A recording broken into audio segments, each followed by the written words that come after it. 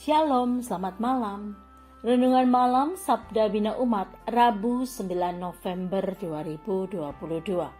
Firman Tuhan malam ini terambil dari 1 Petrus 2 ayat 18 sampai 25. Demikian firman Tuhan. Hai kamu hamba-hamba, tunduklah dengan penuh ketakutan kepada Tuhanmu, bukan saja kepada yang baik dan peramah, tetapi juga kepada yang bengis. Sebab adalah kasih karunia jika seorang karena sadar akan kehendak Allah menanggung penderitaan yang tidak harus ia tanggung. Sebab dapatkah disebut pujian jika kamu menderita pukulan karena kamu berbuat dosa? Tetapi jika kamu berbuat baik dan karena itu kamu harus menderita, maka itu adalah kasih karunia pada Allah. Sebab untuk itulah kamu dipanggil, karena Kristus pun telah menderita untuk kamu dan telah meninggalkan teladan bagimu, supaya kamu mengikuti jejaknya. Ia tidak berbuat dosa dan tipu tidak ada dalam mulutnya. Ketika ia dicaci maki, ia tidak membalas dengan mencaci maki. Ketika ia menderita, ia tidak mengancam, tetapi ia menyerahkannya kepada Dia yang menghakimi dengan adil. Ia sendiri telah memikul dosa kita di dalam tubuhnya di kayu salib, supaya kita yang telah mati terhadap dosa hidup untuk kebenaran. Oleh bilur-bilurnya kamu telah sembuh. Sebab dahulu kamu sesat seperti domba, tetapi sekarang kamu telah kembali kepada gembala dan pemelihara jiwamu. Demikian firman Tuhan. Renungan malam ini bertema jiwa pemimpin misioner. Formulasi jawaban para pelayan dalam prosesi peneguhan adalah ya dengan segenap hatiku. Formulasi ini menandakan bahwa seorang pelayan sungguh-sungguh siap mengikuti Tuhan dalam pelayanan yang dipercayakan padanya.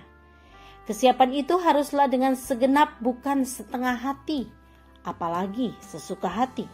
Sebab Tuhan pun tidak pernah setengah hati dan sesuka hati dalam mengasihi dan memberkati. Melayani dengan segenap hati merupakan spirit, semangat atau jiwa dari para pemimpin pelayan misioner. Perikop ini memperlihatkan usaha Petrus memperingatkan orang-orang percaya yang di perantauan, khususnya para hamba, agar memiliki sikap tunduk dan hormat kepada Tuhan mereka, termasuk kepada Tuhan yang bengis sekalipun. Petrus menguatkan mereka bahwa keadaan ini merupakan kasih karunia pada Allah, karena mereka pun mendapat kesempatan untuk dapat merasakan penderitaan Kristus yang tidak berdosa, tetapi harus menanggung derita untuk menebus manusia dari kuasa dosa. Kristus Sang Firman menjadi teladan. Hupogramos atau salinan tulisan atau gambar karya seni untuk ditiru atau diikuti. Sebab itu jemaat dikuatkan untuk sabar dalam menanggung derita, tidak mengancam, tidak membalas kejahatan dengan kejahatan, namun menyerahkan segala sesuatunya kepada Tuhan. Para pemimpin pelayan gereja yang misioner selalu hadir penuh dedikasi dalam segala kondisi dan situasi.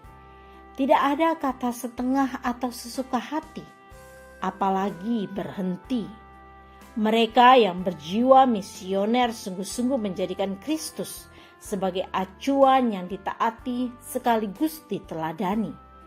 Melalui pelayanan mereka kita akan menemukan citra Kristus dalam wujud ketekunan, ketabahan dan kerendahan hati. Tetap mengabdi meski tidak dipuji, tetap teguh berdiri walau dicaci. Dengan demikian pelayanan mereka akan memotivasi dan menginspirasi segenap warga gereja dan lintas generasi untuk juga sedia mengabdi dan bersaksi bagi kemuliaan Allah yang Maha Tinggi. Doa malam ini, keteladananmu ya Kristus menguatkan kami untuk selalu setia dalam mengikut Engkau dalam segala situasi dan kondisi yang terjadi dalam hidup kami. Amin. Demikian renungan malam ini. Selamat beristirahat. Tuhan Yesus memberkati.